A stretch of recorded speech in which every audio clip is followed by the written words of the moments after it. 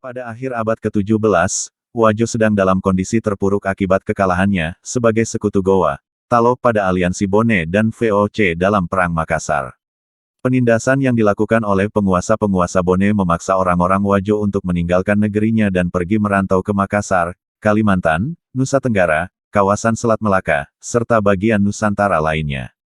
Namun, sejak awal abad ke-18, Wajo mulai bangkit secara perlahan dengan memanfaatkan jaringan komunitas rantaunya yang saat itu sudah tersebar ke seluruh Nusantara. Lama Dukeleng sendiri lahir di Tipuluwe, Belawa, sekitar tahun 1700 dari kalangan bangsawan Wajo. Menurut sumber Lontara, yang ditelusuri oleh Andi Zainal Abidin ahli hukum dan sejarawan Sulsel, ayah Lama Dukeleng yang bernama Lama Taeso atau Laraunglangi, merupakan arung penguasa Peneki, sementara ibunya yang bernama Witenriampa, atau Witenriangka, merupakan arung Singkang, yang juga merangkap jabatan sebagai Patola, salah satu dari 3 panglima besar Wajo. Sedikit sekali detail mengenai kehidupan awal Lama Dukeleng, yang tercatat dalam sumber-sumber Wajo. Sebuah riwayat dari Lontara Sukuna Wajo Sejarah Lengkap Wajo menyebutkan, bahwa ia pernah menjadi pembawa puan tempat sirih, bagi Arung Matoa, pemimpin tertinggi Wajo, La Salewangeng, Tutenrirua, saat menghadiri upacara pelubangan telinga, Putri Arumpone, penguasa Bone, La Patau, di Cenrana, Bone.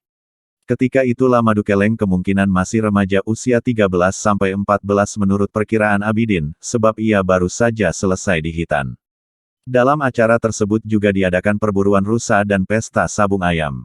Saat pertandingan sabung ayam sedang berlangsung, seorang dari Bone melemparkan kepala ayam yang sudah mati hingga mengenai kepala Arung Matoa Wajo. Lama Dukeleng yang merasa sangat tersinggung dengan kejadian ini sontak menikam pelaku pelemparan, dan memicu perkelahian yang menewaskan 19 orang Bone dan 15 orang Wajo. Akibat kejadian ini, rombongan Wajo pun bergegas meninggalkan Cenrana dan berlayar menyusuri sungai kembali ke Wajo. Sesampainya di Tosora, ibu kota Wajo, datanglah utusan dari Bone yang meminta agar Wajo menyerahkan pelaku penikaman orang-orang Bone di Cenrana untuk diadili. Tetapi Sang Arung Matoa melindungi Lama Dukeleng dengan berkilah bahwa sang pelaku sudah tidak ada di Wajo. Meski begitu, Lama Dukeleng tetap khawatir Bone akan menyerang Wajo hanya demi mencari dirinya, sehingga ia pun memutuskan untuk meninggalkan Wajo. Petualangan di perantauan. Lontara Sukuna Wajo mengisahkan bahwa sebelum Lama Dukeleng berangkat merantau, Sang Arung Matoa menanyakan padanya apa saja bekal yang ia bawa. Lama Dukeleng menjawab bahwa bekalnya ialah kelemah lembutan lidahnya, ketajaman pedangnya, dan ujung kemaluannya.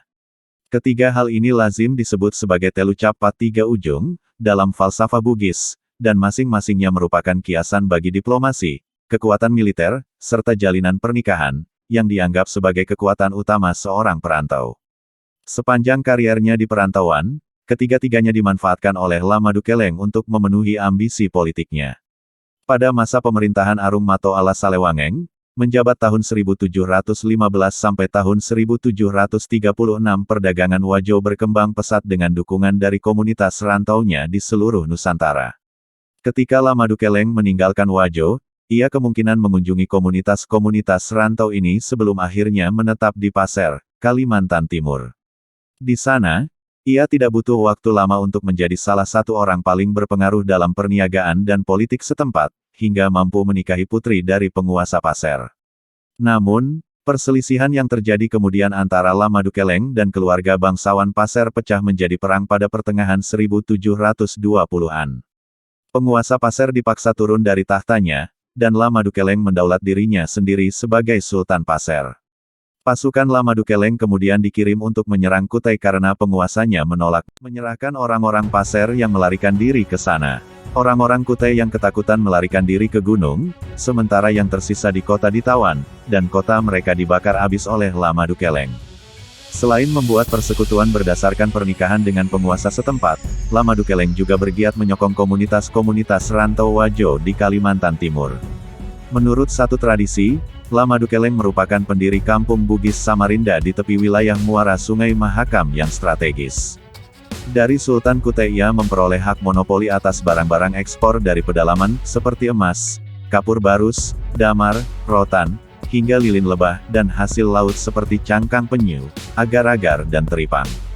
Komunitas Bugis Samarinda juga memperoleh hak monopoli atas impor beras, garam, rempah, kopi, tembakau, opium, tekstil, besi, senjata api, hingga budak. Masyarakat Wajo di Kutai bahkan diperbolehkan memiliki pemerintahan sendiri, dengan seorang pemimpin yang digelari Pua Adu, serta sebuah dewan perwakilan yang beranggotakan para nahoda dan pedagang kaya raya. Lama Dukeleng memiliki adik bergelar Daeng Mateko, yang juga merupakan seorang perantau. Daeng Mateko, awalnya menetap di Matan, Kalimantan Barat, sebelum kemudian berpindah ke kawasan Selat Melaka, dan turut serta dalam konflik kekuasaan antara orang-orang Melayu, komunitas Bugis Riau, serta Raja Kecik dari Minangkabau. Pada tahun 1731, Daeng Mateko diserang oleh Tupasarai Paman Arumpone Batari Toja, di Selangor, tetapi serbuan balasan yang ia lakukan dengan bantuan Raja Kecik, memaksa Tupasarai mundur dan melarikan diri ke Kalimantan. Sebagai balasan lebih lanjut atas penyerangan yang dilakukan Tupasarai kepada adiknya, Lama Dukeleng pun menyergap pasukan Tupasarai di Tabonio, Kalimantan Selatan. Sejarawan Catherine Anderson Wellen berpendapat bahwa kolaborasi kedua kakak beradik ini, tidak hanya menunjukkan rekatnya persaudaraan mereka, tetapi juga sentimen permusuhan mereka terhadap Bone, yang tetap bertahan bahkan dalam perantauan sekalipun. Dalam pertempuran-pertempurannya, Lama Dukeleng dibantu oleh seorang kapitan laut bernama Tuasa. Ia pula yang memimpin pasukan Lama Dukeleng dalam penyerangan ke Kutai. Ia juga sempat menyerang Banjarmasin pada tahun 1730, walaupun armadanya berhasil dipukul mundur. Setelah kegagalan ini, ia sempat bercekcok dengan Lama Dukeleng dan berpisah darinya. Menurut laporan Belanda, pada sekitar awal 1730, Tuasa menetap di wilayah Mandar, dan menyerang pemukiman-pemukiman di sepanjang pesisir barat Sulawesi. Namun, pada awal 1735, Lama Dukeleng dan Tuasa telah bergabung kembali untuk menyerang pulau-pulau di sekitar Makassar dan membakar pemukiman di sana. Kehadiran armada Lama Dukeleng di pesisir Sulawesi, meresahkan Belanda sehingga mereka mencoba menghadangnya di laut, tetapi Lama Dukeleng berhasil lolos.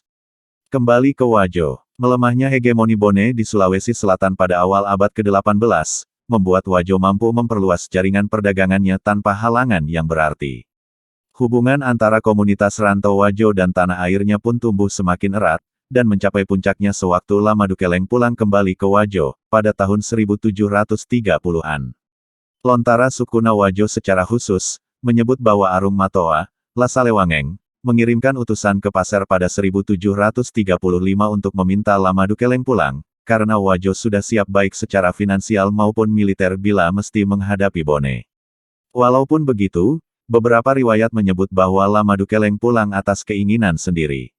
Lama Dukeleng berangkat menuju Sulawesi beserta sejumlah besar pasukan dari Pasir. Pada Desember tahun 1735, ia tiba di perairan Majene, disertai armada 40 kapal dan terlibat konflik dengan Arung Lipukasi dari Tanete, serta Maradia Balanipa. Beberapa riwayat menyebutkan bahwa pasukan Lama Dukeleng pimpinan Tuasa berhasil dipukul mundur. Ia kemudian merampas perahu milik seorang dari Mangarancang Tanete, dan Berel.